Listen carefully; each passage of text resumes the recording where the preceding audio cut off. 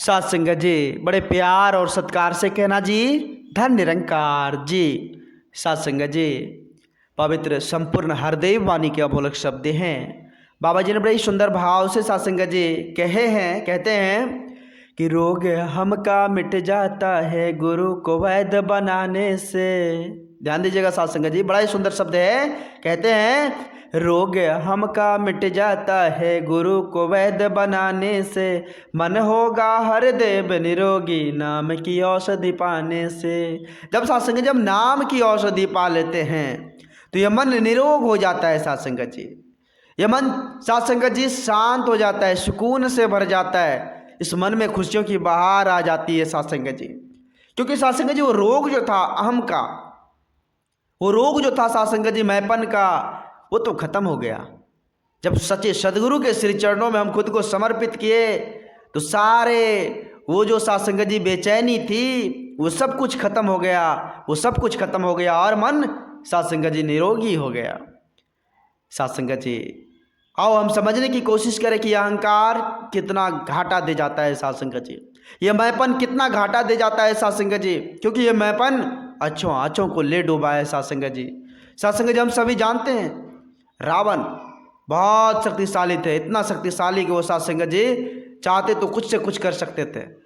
बहुत सात्संग जी हर चीज़ में परिपूर्ण थे, बुद्धि विवेक शक्तिशाली हर चीज़ में परिपूर्ण थे। लेकिन एक छोटी सी अहंकार ने क्या किया सात्संग जी, एक छोटी सी अहंकार ने उसे सात्संग जी जलाकर राख कर दिया। एक छोटी सी अहंकार ने सात्संग जी उसे मिट्टी में मिला दिया। आओ सात्संग जी हम समझने की कोशिश करें, यह अहंकार बहुत ही घातक है। यह अहंकार बहुत ही घातक है सात्संग जी। जिस प्रकार हम चल रहे हैं, मान लीजिए सात्संग जी हम जूते पहने हुए हैं और चल रहे हैं, अचानक उसमें एक कंकर आ गया, क्या सात्संग जी वो चलना सात्संग जी सफल हो पाएगा? नहीं सात्संग जी, चलना मुश्किल हो जाएगा, कठिन हो जाएगा।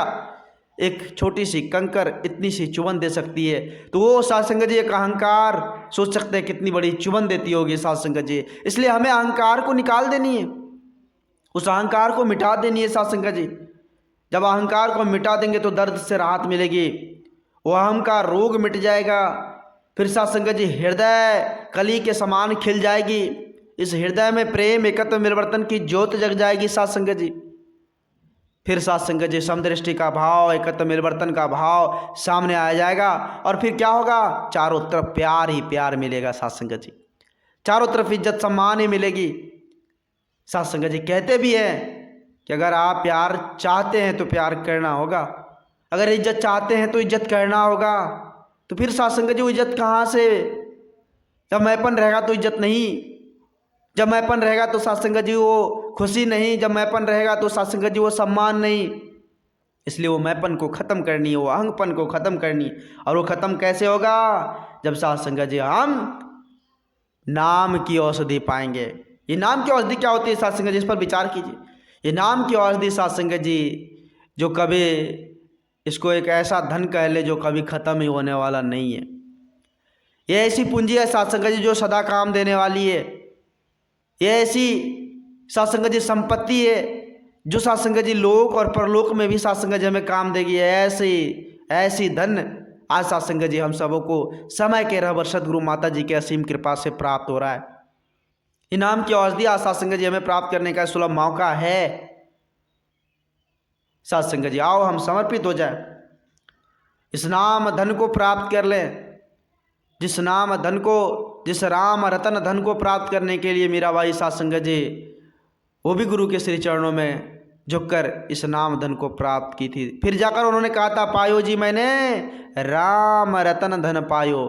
राम रतन धन को पाकर सात्संग जी उन्होंने झूम उठी, सात्संग जी नाचने लगी कि आज हमने इस परमपिता परमात्मा को पा लिया। वही परमपिता परमात्मा को पाने का आज सुलभ मौका ये सात्संग जी आज हम सबों के पल्ले में।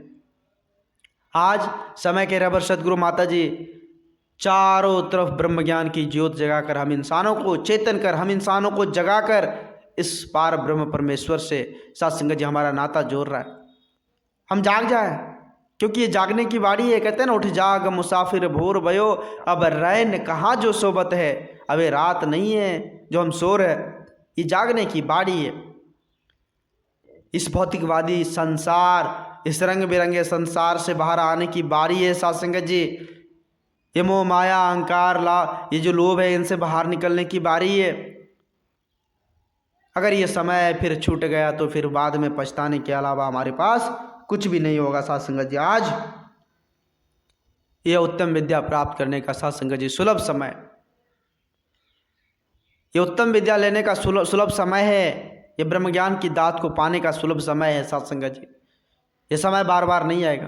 कहते हैं ना, बड़े भाग मानुष तन पाप। ये मनुष्य तन जो मिला है, इसमें इस रमे राम को हम जान सकते हैं, इस परम पिता परमात्मा को जान सकते हैं। और किसी योनि में साध संगत जी ऐसा संभव नहीं है। और किसी योनि में ऐसा संभव नहीं है जो हम आपस में बैठकर बातचीत करें, आपस में बैठकर हंसे, आपस में बैठकर खाना खाएं, आपस में बैठकर साध संगत जी बातचीत करें, रिश्ते नाते तैयार करें। ये और किसी योनि में नहीं है। ये उत्तम योनि है इस परम पिता परमात्मा को प्राप्त करने के लिए।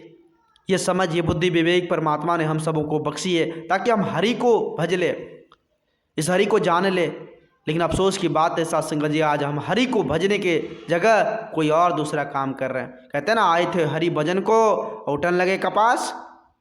हम आए थे इस काम को, वो काम तो साध संगत जी हमसे नहीं हो पा रहा है। हम तीसरे काम में उलझे हुए हैं, तीसरे काम में उलझे हुए। बात बनने वाली नहीं है साध संगत जी। बात तो तभी बनेगी जब साध संगत जी हम इस परम पिता परमात्मा को प्राप्त कर सच्चे सदगुरु के श्री चरणों में झुककर नतमस्तक होकर इसका हो जाएंगे, इसमें एकमिक हो जाएंगे, इस पार ब्रह्म परमेश्वर को जान लेंगे, इस अटल अविनाशी को, ये परम प्रकाशी को, नित्य सनातन आदि अनादि अडोल शाश्वत को जान लेंगे। तो यह संभव तभी है जब हम सच्चे सदगुरु के श्री चरणों में नतमस्तक होंगे साध संगत जी। ऐसे संभव नहीं है। अगर ऐसे मिलता तो साध संगत जी बड़े बड़े राजा महाराजा, बड़े बड़े धनवान सेठवान हुए, वो नहीं प्राप्त कर पाए। लेकिन एक साधु संगति, संत महात्माओं की संगति इस पार ब्रह्म परमेश्वर का दीदार करा देता है साध संगत जी। तो हमें संगति भी करनी है संत जनों की, जो साध संगत जी हमें अच्छे गुण से भर दे। हमें संगत करनी है साध संगत जी अच्छे इंसानों की, ताकि हमारे अंदर अच्छाई आ जाए। क्योंकि साध संगत जी संगत गुण महान बताया गया है कि जैसे संग में हम रहेंगे वैसे रंग में हम रंगते चले जाएंगे, रंगते चले जाएंगे साध संगत जी। इसलिए संगत हमें अच्छों की करनी है। अच्छों के संग से ही अच्छाई आएगी। अच्छाई जब आ जाएगी तो साध संगत जी एक उभार ऐसी आएगी जो चमक दमक के साथ चेहरे की ललाट, चेहरे की मुस्कान हरदम बताएगी कि ये अंदर से खुश है। आज क्या हो रहा है साध संगत जी? आज किसी से अगर आप हाल चाल पूछ लीजिए तो झूठी मुस्कान के साथ वे कहेंगे भैया ठीक है, भैया ठीक है। लेकिन साध संगत अंदर से वो ठीक नहीं है। तो अंदर से हमें ठीक होनी है। ये हृदय ये पावन होनी चाहिए, पवित्र होनी चाहिए। इसमें साध संगत जी सुकून, प्यार, एकत्व, मिलवर्तन की ज्योत जगनी चाहिए, नम्रता की ज्योत जगनी चाहिए, दया की ज्योत जगनी चाहिए। फिर जाकर वो शांति, वो सुकून मिलती है साध संगत जी। तो दास अधिक शब्दों का सहारा नहीं लेगा। दास बच्चा है, दास को उतनी बोलने की हुनर नहीं जो आप जी जैसे महान दिव्य संतों के आगे कुछ बोल पाए।